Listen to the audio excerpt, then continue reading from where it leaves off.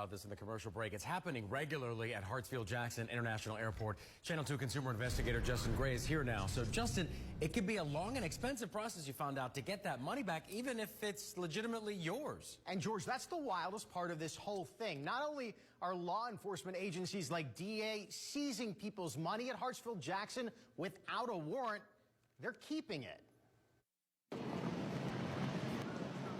Brian Moore Jr. was flying from Atlanta to L.A. to shoot a music video. I had about $8,500 on me.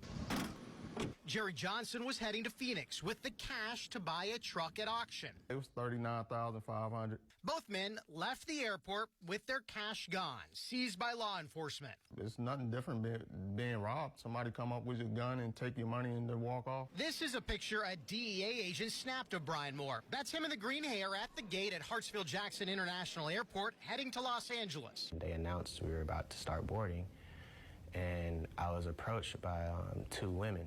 Moore says they asked if he was carrying guns or drugs. He wasn't. They asked about cash, which he did have. I've never been in a situation to where I was being treated as a terrorist or a criminal. Moore says he explained to the DEA agents the money was his to pay for his music video from the sale of his grandfather's car he inherited. They put my money in a big Ziploc bag, and they told me I was free to go. They were like, you might want to leave or you're going to miss your flight. This is Moore's money in the Ziploc. DEA kept the money, but never mentioned anything about a crime. Nobody ever charged you with a crime? I was never charged. You were never convicted of a crime? Never convicted of a crime. But they took your money? They took my money. And did not give it back? Did not give it back. It happens every day at airports all across the country, including right here in Atlanta. They don't want to prosecute the person. They just want their money. Dan Albin is an attorney at the Institute for Justice. He fought in courts for years to get open records data from Homeland Security on seizures. That data shows that here at Atlanta's Hartsfield-Jackson, just one agency, Customs and Border Protection, seized more than $108 million in cash from travelers between 2000 and 2016. These law enforcement agencies get to keep the money that they seize, and they view these seizures as a source of revenue. Jerry Johnson says he never heard from law enforcement again after they walked off with his $39,000 in cash. Nobody ever contacted me. Nobody asked me any questions. I never heard nothing from them after they seized my money. That's typical according to the government's own studies.